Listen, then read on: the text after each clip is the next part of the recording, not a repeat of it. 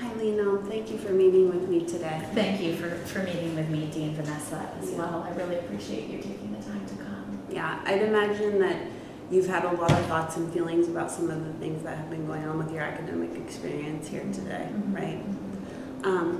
I was wondering if you could start the story wherever you think it's appropriate.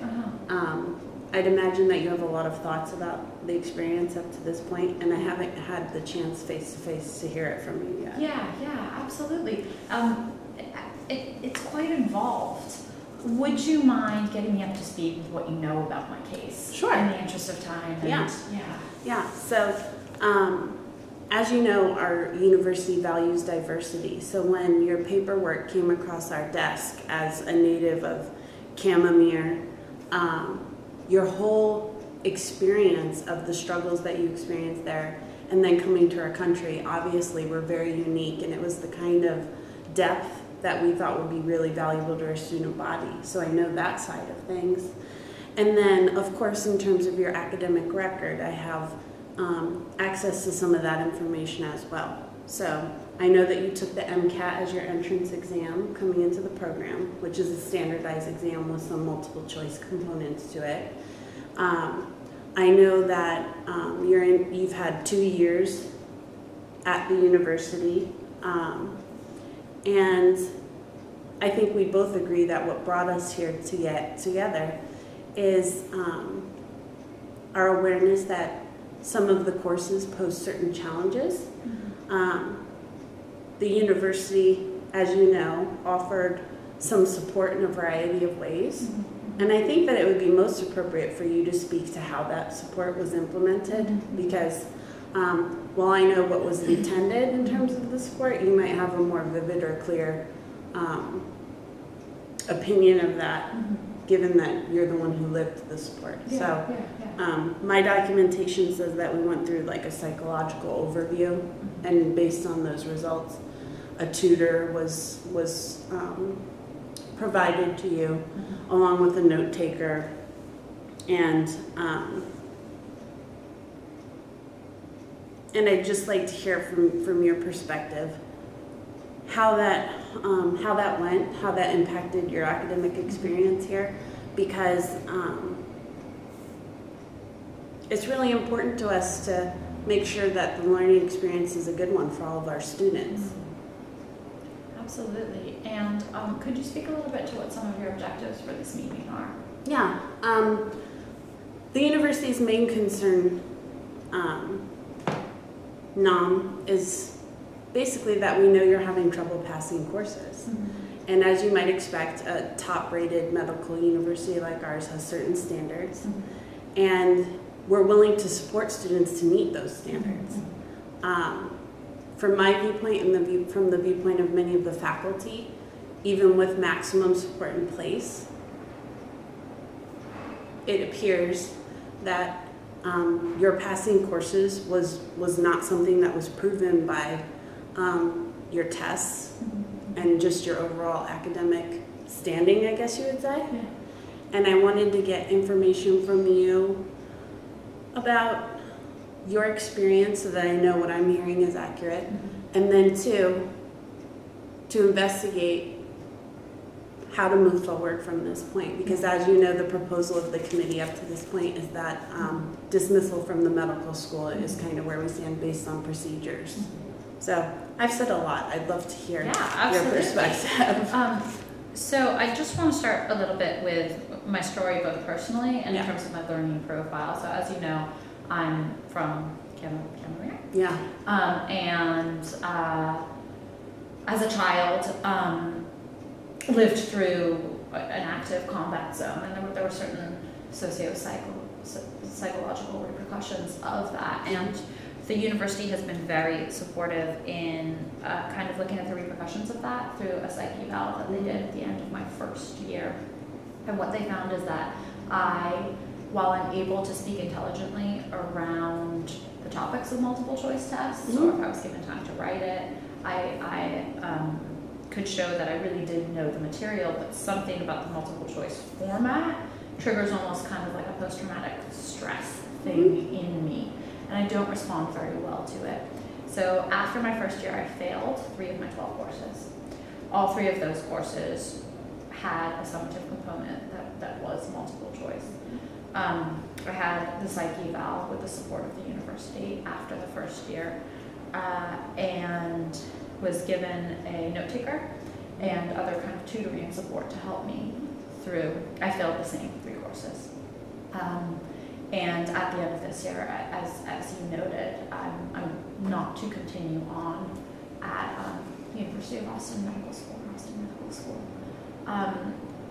So from my experience, on one hand, I felt very supported by the university. I believe that they are trying to do everything in their power to cater to my learning needs. Mm-hmm. But I do feel that there's still a disconnect between what they're providing and my specific disability. So while I'm extremely grateful for the support, both monetary that they've given me and just the vote in confidence by providing the psych evaluation and the note taker and the tutor, I don't think at any point they've addressed my specific learning difficulty, which is the multiple choice. Can you tell me a little bit about what brought you to wanting to be a medical student at this university? Absolutely, and you might recognize from my demeanor today and how nervous I am that this is a very emotive issue for me. And part of the kind of resolution that I would like to come away with today is not just the practicalities of moving forward, but more of an acknowledgement from the university of my background and why going to medical school is so important for me. Mm-hmm. So you know a little bit about why the circumstances under which I came to the United States. Right. And part of the reason why I'd like to become a doctor is to find a way to give back to my community. I feel that in settling here in America, the Asian community gave so much to my family, and I want to find a way back, a way to repay them. And if I'm not able to continue at the medical school, mm-hmm. I would like to find some way of working with Austin University on a program that might be more suitable to my learning needs, right, that allows me to accomplish that mission. Mm-hmm. And I sense that one of the reasons why I was admitted mm-hmm. was because the university found that story compelling. Another aspect of this issue that is relevant to me is that my family has taken out a $70,000 mortgage on their house to pay for these past 2 years, and has also taken out loans from the Asian community of $20,000. So I feel that money has now been wasted, and there's a real consequence for my family of that represents a large portion of their financial assets. I can see the investment that you made in this program, mm-hmm. and I can only imagine a certain pressure that comes along with it among mm-hmm. your family, right? You were deeply committed to your passion of trying to give back to your community, mm-hmm. to pursuing this medical degree, to combine your talents mm-hmm. along with your interests in mm-hmm. wanting to accomplish that. And I think that if I'm hearing you correctly, you're still very committed mm-hmm. to your passion for science, for biology, for all of these components mm-hmm. of that go into medicine. Yeah. And I'm also weighing it with a few realizations of my own. Mm-hmm. The fact that the American Medical Association boards mm-hmm. are a national standard of mm-hmm. which our university doesn't have the capability mm-hmm. to alter. Mm-hmm. And the nature of these assessments to gain your American Medical Association licensure mm-hmm. is a multiple choice nature exam. Mm-hmm. I'm not trying to label anything to do with your specific disability other than to speak to some observable data that I have. Mm-hmm. I think you mentioned that the multiple choice nature of these assessments triggers something in your condition. Am I correct in saying that? So, as I was reading your case now, something as dean that really stuck out with me were a couple things. Our university wants you to be successful. That's period. Part of that success in the medical track has some things that are actually out of our hands, one being the American Medical Association boards. What is in our hands is the ability to kind of counsel you and guide you in the overarching offerings that we have in studies. One can contribute to the medical community in ways that are a different track than the MD track. So whereas an MD would be on a track of education and schooling in the field of medicine that would require those standardized assessments by the American Medical Association, there are other tracks in the field of medicine that are more research-based that would be a PhD in nature, for example, a PhD in biology, a PhD in chemistry. I just wanted to make sure that you were aware of these alternative programs because I think they might play to your strengths.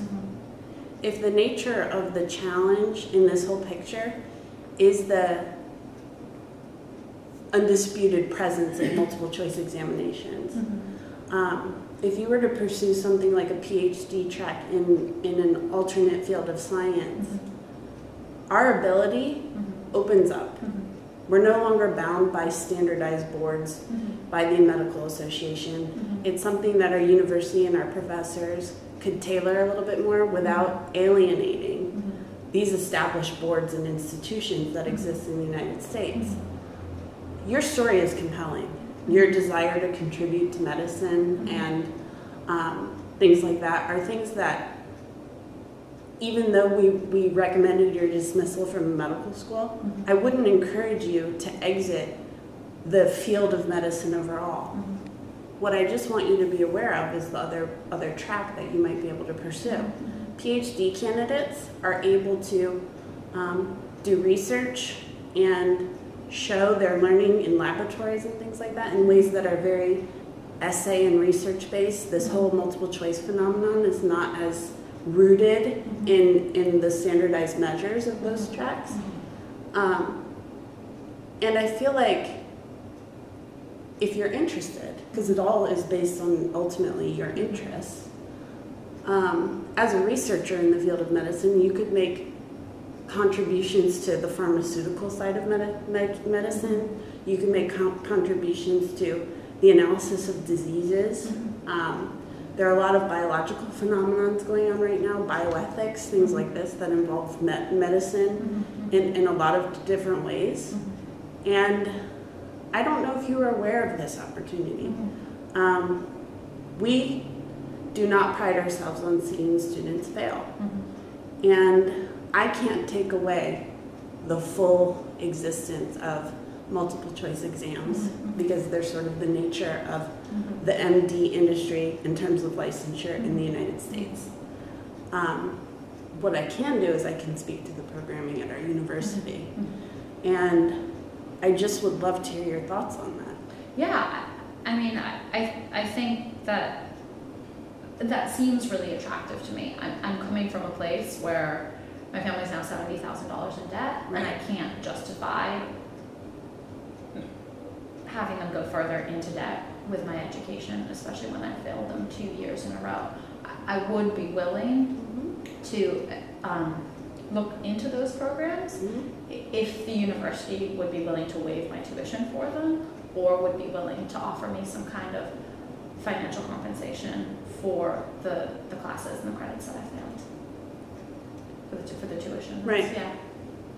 You took the MCATs when you were applying for our medical program. Can you tell me about how that went? I'm only asking. Studying? Yeah, because there are multiple choice questions on that. I'm just asking you so that I can sort of pair and in my mind get a feel for what you might qualify for, the programs you might get accepted to. I just want to have all the information. I understand that my scores were lower Mhm. than the average for acceptance into the university. Into But they medical were school. admissible. But they were acceptable. admissible. Yeah. And I think that the merit of my application was a little bit more based on who I am as a person Mhm. than on the tests themselves. When you were taking those standardized tests, did you encounter that phenomenon that you experienced during your schooling when you were faced with that multiple choice kind of Yeah, assessment? I think Did- it must have Okay. impacted my performance. Yeah. That's interesting. I'm asking this for a few reasons. As dean of the medical school, I have an overarching view of what happens in the medical school. In the process of you, say, applying to one of our departments of science, like I mentioned, the School of Biology or Chemistry, which are all part of our departments of physical and biological sciences. It's a little bit more out of my hands, but what we can do with your history, with what we've learned through your psychological evaluation, and in knowing some of the relative areas of challenge, which are multiple choice examinations, and your relative area of strengths, which are like, what do you consider some of your stronger points in school? Like, what's gone well for you? The other 9 classes I Yeah. did very well in. Yeah. So I think my academic record outside of the multiple choice Yeah. speaks very well to my academic ability. So we could use that as evidence if in the end you did decide that you were wanting to pursue and apply to those other PhD track options. And rather than guarantee you, because I can't guarantee you scholarship to those programs that I don't have authority over. What I can do is speak to what has happened within the School of Medicine up to this point. Roughly, tuition that you've paid has been $30,000 a year. Am I correct in saying that? You passed the majority of your courses were passed. As you, my understanding is that 3 courses last year and 3 courses this year were failed. I am in a position, because this was sort of a learning experience for everyone. You learned more about yourself going through the psychological evaluation. We learned more about you as a learner from the information that came from those evaluations. And we were happy to absorb the cost of those. What I'd be willing to do is, from the date of the report of that evaluation, we knew of your condition. Failed courses from that date, I'm willing to put on us. I do believe that we at that point had an awareness of your condition. I think that you had an awareness of your condition. I think we're now realizing that we can't change the nature of the medical track of things because it is somewhat standardized even beyond the scope of this university. And I know that it took this process for us to kind of go down this path of realizing that maybe the nature of licensure and things like that are rooted in multiple choice exams might not be the best fit for you.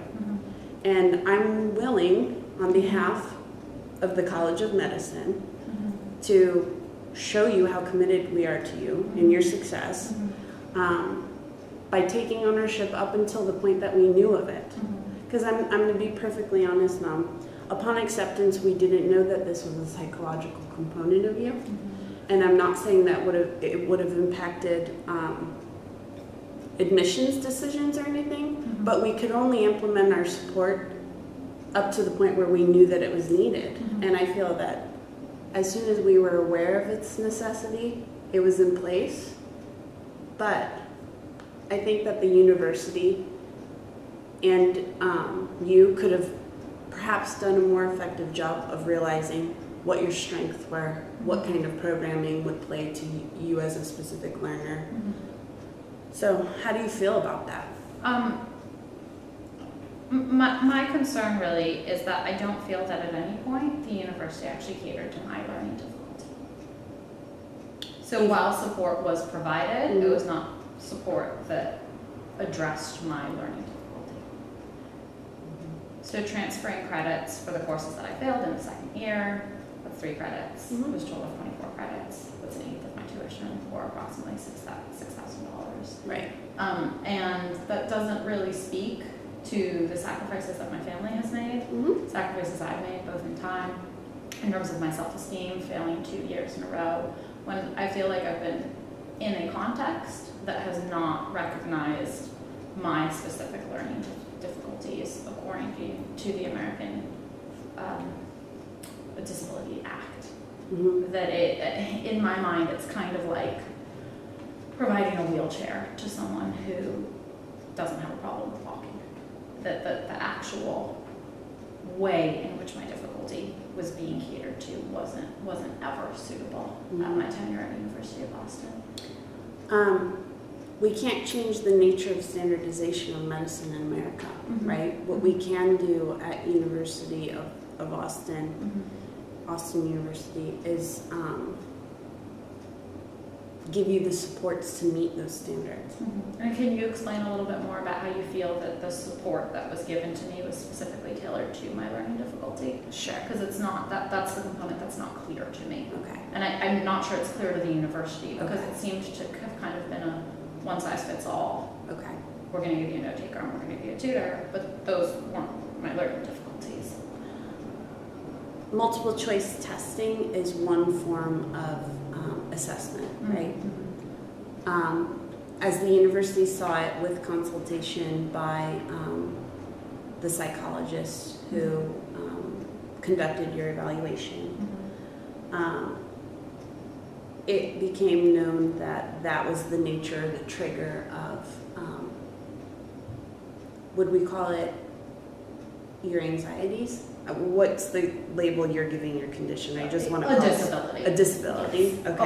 A learning difficulty. Learning difficulty. A specific learning difficulty. Okay.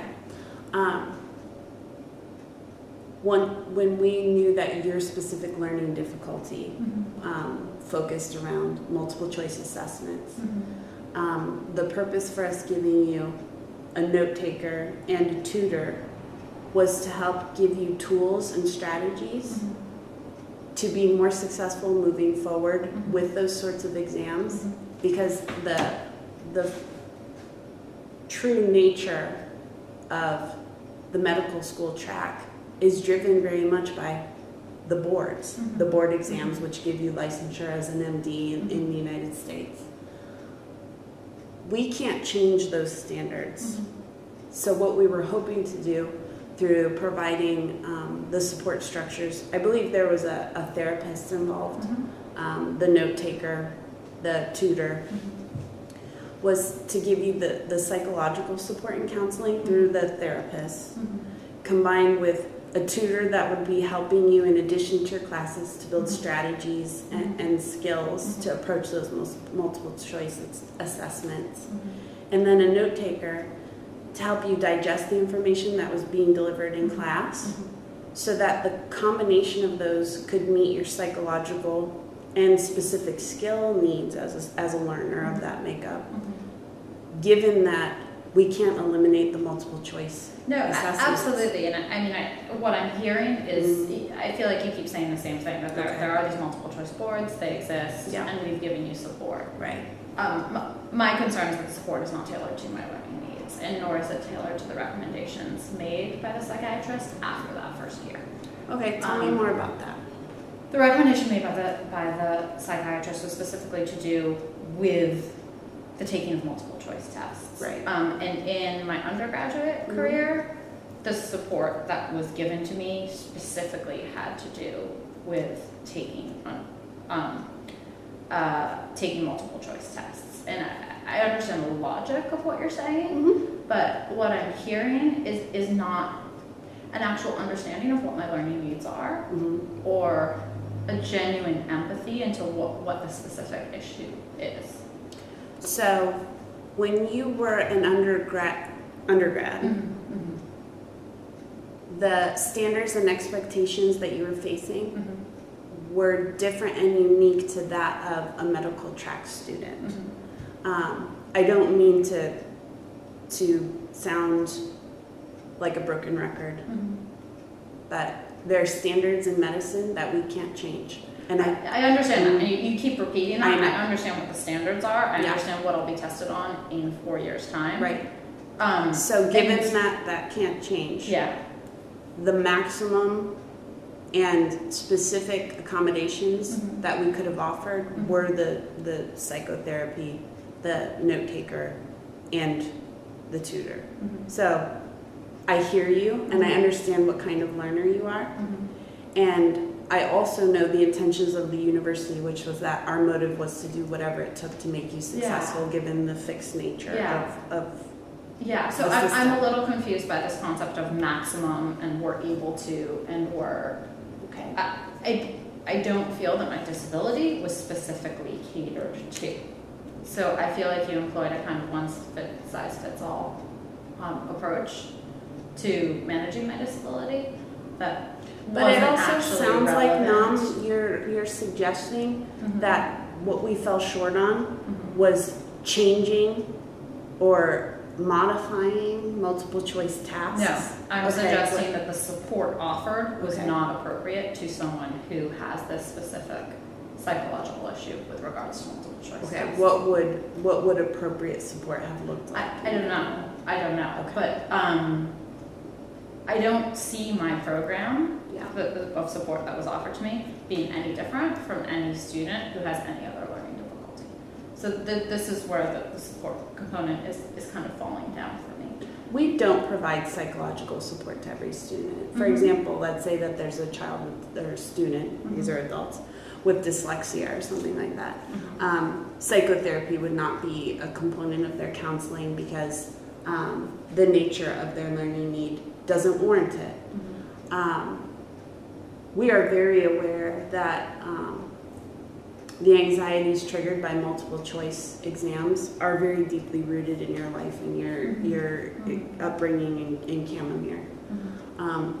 There is no question that the social emotional component of your situation Mhm. was very centric and had to be very specifically addressed. And I just hope that you know that was something unique to you. Note takers are a more standard accommodation Mhm. across students with a variety of specific learning needs. But in our view, we really wanted you to have that therapeutic and psychological support in place as well, because that is part of your condition, and I think you would agree. You've seen things that many of us will never see in a lifetime, and we acknowledge that. What I'd love to do is talk more about how we move on, how you can pursue your hopes and dreams in this country in a way that is successful for you in the field of medicine, whether it be through the science track or if you choose the medical track, although it can't be at University of Austin, maybe we could help realize that together. I basically want to be here with you to make sure you're aware of all of your options, to make sure that you know that we do want you to be successful, whatever definition that might be that you set for yourself. So I could give you the dean's perspective, you know, someone outside of you, but I really think it needs to come internally from you. I think I've put forward I can't be successful unless I'm compensated for the money that I lost in the 2 years that I was here. That's just not an option for my family. It's not an option for me moving forward. So on one hand, I hear you saying we're here to support you, we're doing everything to support you, but you're not really realistic about the actual constraints on what is allowing me to move forward. When you came as a student here, you obviously were willing to invest in an education, right? To give you an opportunity in the medical field to contribute so that you could give back to the community that had always supported you. I don't think that dream is lost. And I still want to work with you on figuring out maybe a path, a course in your studies Specifically, how do you not see that as lost when I Okay. don't have the financial means to carry on with my education? We are going to compensate you for failed classes. And we are going to support you, recommend you, be part of the process for you. Again, you're compensating me for 6 out of $70,000. When you were, let's put it this way, courses that you passed, you have credit for. I haven't really gone through the entire scenario with like the College of Biology or the College of Chemistry to see what exactly is transferable, but there's equity in those credits. Okay, yeah, There is. if They're they're transferable. they are transferable. Yes. Okay, I mean, these are past classes. So maybe we can work towards a scenario where we kind of do the math. Okay. And, you know, because it feels good that you're giving me your vote of confidence, but I know when I go back to my family and I go back to my community, if I'm in a situation that is not financially tenable, kind words don't really mean anything. No. What does mean something though, in the field of education, right, is academic credit. Okay. You're a second year. Okay, so we have 24 credits. Yep.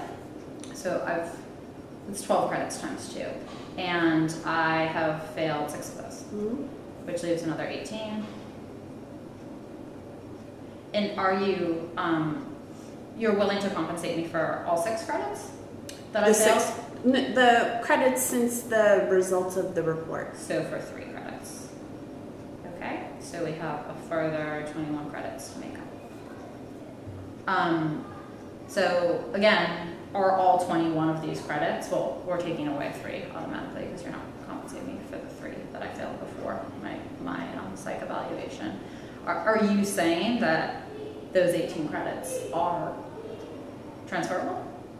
Yes. So you're saying that I will receive 18 credits? If you pursue a degree within our university in one of the specific colleges of science as opposed to our medical school, those credits will be acknowledged. Okay. Whether they're credits that are specific to the area that you are pursuing, but they are definitely acknowledged as general college credits that can be applied toward. It just seems like there's a lot of ifs here, and I'm not really following your logic. Yeah. Also, they're the same credits twice, so I don't really understand. So it's still only 9 credits.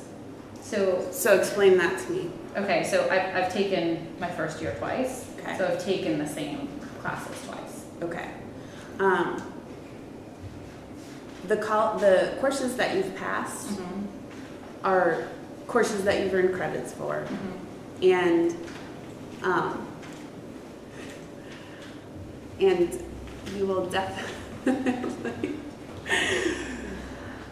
And those are ones that you can transfer to other universities that would be acknowledged by other colleges within this university. And I forget why you took courses that you passed twice. Because I redid my entire first year twice. Okay, got it. Joined another cohort or something like that. But what I would like to do is sort of break down the numbers. I know that the So again, cost of, it is possible that I may be able to transfer, I think, 9 of those credits. Okay. Okay, and you're compensating me for 3. I don't know the extent to which it is possible for me to transfer all 9. I'm not convinced that this model of transferring credits and best case scenario, I'm still only getting 12 out of 24, which is $35,000, which is making my family have to come up with another 35, which again is untenable. So I think it would probably be more constructive to speak a little bit about how the university is willing to financially compensate me for the money and tuition that I've paid during a time when my learning difficulties weren't supported by the university. What I want to avoid is getting into a situation where we're not able to resolve this, and where I have to seek outside counsel to address this issue. Right. I'm not very comforted by you saying, I'll give you 9 credits here, I'll give you financial compensation for 3. Again, at the end of the day. The university, like you, was only aware of your need given your specific learning style, specific learning disability, after the psychiatric evaluation. Yeah. I think it's reasonable and fair, and it might be a way for us to make sure that you acknowledge, that you feel acknowledged for how seriously we take what you've been through and everything. Maybe if we were to look at it more overarching.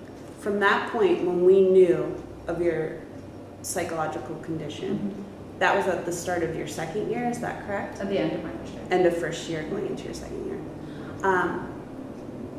The university can only support you when we know that the support is needed. And I'm just a little bit confused as to why the psych evaluation is the point for that. Like, you've always known about my unique personal circumstances. You've always known that I have a very different background from most of my students. Culturally, and we knew that we knew the country that you were coming from. We knew of the conflict you had experienced and seen. Given your MCAT scores, given the actual academic history that you put forth in your application, I'm not going to lie, we did think that you would be academically successful in this setting, given all of that information. Your scores, while they were on the low end of what we typically admit, they were within the range. Your academic standing prior to that point was what we consider as a whole package. You were an excellent candidate. We only admit students that we think would be successful given the academic requirements or demands of the program. That's not an issue. When we were accepting you, I hope that you hear me and take it as a source of pride as a student that we really did think that this was a match. The question of it not being a match only became part of the picture after we had further information, which came from your psychological evaluation. I did start failing my first set of tests in December. And that is what raised the red flag to us. And the course of action that we took was the case study analysis of you so that we could have more information about your need to the fullest degree possible at the time. And I hope that you realize that we want to compensate you. We do not want this to feel like the end of your academic career. And that will take compensation. So I just want to acknowledge that fact. And can we specifically speak about the monetary compensation? The monetary compensation that I think is reasonable is, I'll just make a blanket statement. From the time that we had the information of your psychological evaluation forward, you will be refunded. Okay. And I will receive transfer of credit for the courses that you passed. Okay.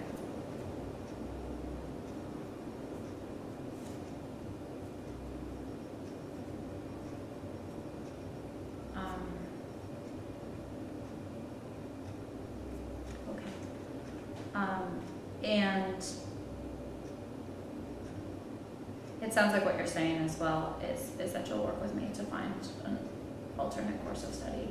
I will, and I want to make sure that moving forward, we give the full information and the full story to whatever college, or even if it ends up being a different university, that they have your full case study picture so that the supports can be in place immediately for you. I think you would agree that the time lost in having to go through the case study evaluation might have held you up in finding your path.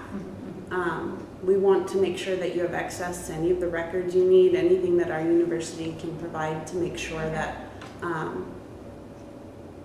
you don't have to take any steps backwards, so to speak. Okay, that sounds reasonable to me. Okay, so as I see it, transfer credits will happen as soon as you notify us or go through the application process. And then compensation for the credits that you took post psychological report. Okay. Yeah. Yeah, Okay, that sounds really reasonable. yeah. Well, I really appreciate you meeting with me. I Dawn. appreciate you taking the time. That's Yeah. all. Yeah. And I really do wish you luck. Uh-huh. If you have any questions about alternate tracks of study or anything like that here at University of Austin, I would certainly be happy to connect you with the other deans of school or college or anything. But I do wish the best for you and your family. Okay, thank you. Sure. Yeah.